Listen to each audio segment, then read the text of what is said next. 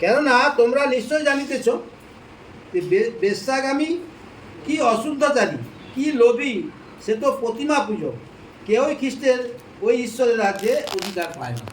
তাহলে আমাদেরকে ব্যভিচারী, ব্যভিচারী মানে কি, যে যে প্রতিমা পূজা করে সেও ব্যভিচারী, কেউ যাকে গালি দেয় সেও ব্যভিচারী, কেউ যাকে মারে, কি বিধবার প্রতি অত্যাচার করে, কি গরিব মানে দুষ্ট মানে কি মানে বয়স্ক লোকদের প্রতি খারাপ ব্যবহার করে, সেও কিন্তু ওই ব্যভিচারী বেশ্যাগামী দোষে প্রসিত হবে।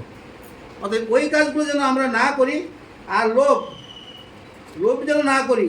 কারণ যদি করি সেই প্রতিমা পূজা করতে, পরমেশ্বর না বলছে এ প্রতিমা পূজারই সমান। অনেকে এসে বলে আমি তো প্রতিমা পূজা করিনি, প্রসাদ খাওয়া বন্ধ করে দিচ্ছি, আমার কেন কষ্টটা যাচ্ছে নি। কিন্তু দেখা যাবে মিথ্যা কথা বলতেছে, কেউ তো শাশুড়ির সঙ্গে ঝগড়া করতেছে, কেউ তো বাবার সঙ্গে ঝগড়া করতেছে, সে হলো ওই প্রতিমা পূজার সমান। এই জন্য প্রতিমা পূজাকে দৃষ্টান্ত দিয়ে পরমেশ্বরিতা বাক্যটা দিয়েছে। অনর্থক বাক্য দ্বারা কেহ যেন তোমাদিগকে না ভুলায়। হ্যাঁ, অনর্থক বাক্য দ্বারা কেউ যেন তোমাদিগকে না ভুলায়। অনর্থক বাক্য, ও পরমেশ্বর পিতা দাদা ভাইয়ের কাছে যাচ্ছিস, ওখানে কিছু নয়, অমুক জায়গায় চলো, তুমুক জায়গায় চলো, সেখানে গেলে অনেক ভালো। এরকম অনেকে অনর্থ এইসব বাক্য দিয়ে তোমাদেরকে বোঝাতে চাইবে,